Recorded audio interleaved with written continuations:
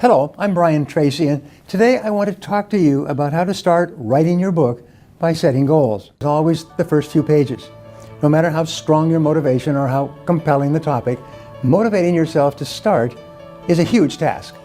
If you're struggling to overcome your fear of writing a book, the simplest way to get past this hesitation is to break the writing process down into a series of small objectives. You can then focus on the goals that come first, gradually working your way up to more advanced objectives. While your specific goals will vary based on what you're writing about, almost all authors can benefit from setting certain objectives, such as this. If you're wondering how to start writing your book, the first step must be to gain a clear idea of whom it is intended for. Only when you have defined the likely reader will you be able to write in a way that they find compelling. Remember, a written book is a solution to a problem. It's something that enhances the life of the reader. It makes them happy. It improves their life or work in some way, even if it just entertains them. But you must be clear what it is. Based on the topic of your book, ask what would motivate someone to buy and read it. This will help you to get into the mind of likely readers and write in a way that engages such individuals more effectively. Once you've figured out the reader's motivation, consider what sort of background someone with that motivation might have. If you're writing a book about your experience improving your health, for example, likely readers might be people who have tried to lose weight and quit smoking or achieve other healthy but difficult goals. Consider the reading habits of your likely audience. Will these people want to read the book cover to cover, or will they read portions of the book and keep it for reference? Are you talking about a fiction book or a non-fiction book? How you answer this question will help to determine both your style of writing and how you organize your material. The better you are at defining your market at the outset, the easier it is to produce a work that will appeal to the people most likely to benefit from it. Even if you already know exactly what you want to write about, you have to be able to distill that idea into individual points that are easy to understand. The simplest way to do this is to come up with 2 or 3 core concepts. Sometimes one idea is enough. This should give you enough detail to expand into a full book, while remaining simple enough that you do not have trouble including all concepts in a concise, effective way. Let me give you an example. I have written and published 86 books. I'm one of the most prolific authors, I think, in history. And I started off with 1 book and 1 publisher. And the publisher sent me a list of questions and said, you have to answer these questions in your proposal. And only then will we decide whether we're interested. And the questions were basically, what is the book about? And who is it for? And what benefits will the reader get? And what other books have been written on the same subject? And how is your book different and superior to those other books? And what are the ideas you have that make it unique and superior to anything else? So they asked me all of these questions, which you ask and answer in producing or offering any new product or service, and I had to answer them clearly. And if you don't answer them clearly, they will say, we're not interested. Because remember, publishing a book is a business. It costs a lot of money. It costs $50,000 to $100,000 for a publisher to say, yes, they'll publish your book. And that's before they sell anything. So they've got to be convinced that they're going to make money from this book.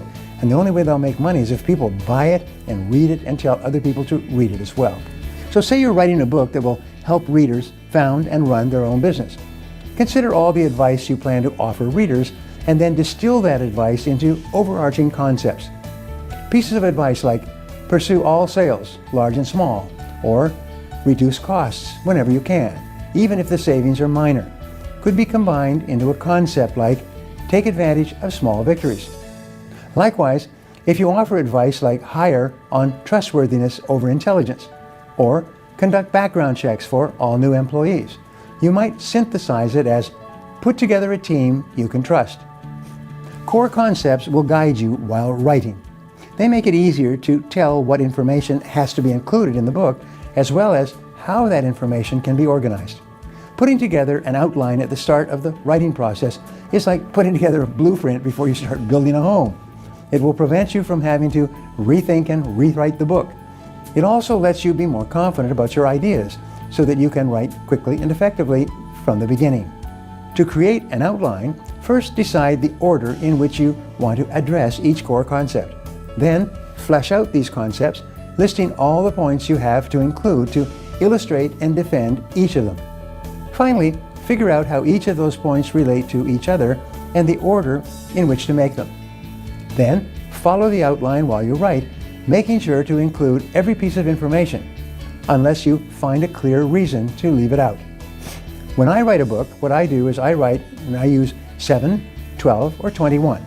Now, I have often written books that have 10 chapters, but mostly it's 7, 12, or 21. So the first thing I do is I write down the chapter titles, the headings, the subjects, and then I organize them. What would come first, what would come second, and so on. And then I start to organize the material that would be in each chapter. Sometimes I will start off with 25 chapter titles, or even one case I had 36 chapter titles. And what I did is I found I could consolidate and consolidate and consolidate and boil it down to 12, and then consolidate that and then put the 12 in a particular order. And you can do the same thing as well. Having addressed common publishing questions like, who is this book for, or what are my core ideas, the final step is to come up with a timetable for your writing. Consider roughly how long it will take you to accomplish each item on your outline, and then assign a date for when you intend to have that item finished. While you may not stick exactly to this schedule, it will help you to figure out whether you're ahead or behind and stay on task throughout the writing process. So before we wrap up, I'd like to leave you with a thought to share with your friends and followers. If you can dream it, you can do it. Your limits are all within yourself, and there's no limit to what you can do except the limits that you place on yourself. Now, I'd love to hear from you, so my question today is this. Have you ever thought about writing a book? 84% of adults have thought about writing a book, and only 1 or 2% will ever start because they don't know where to start. Leave a comment below and I'll be sure to follow up with you. Thanks for watching, and remember, if you want to change your future, take action, and take action now. If you enjoyed this video and feel it was valuable in teaching you about how to write a book, subscribe to my channel, like this video, and share this video with your friends. Don't forget to click the button on the screen for a free gift. Thanks again for watching.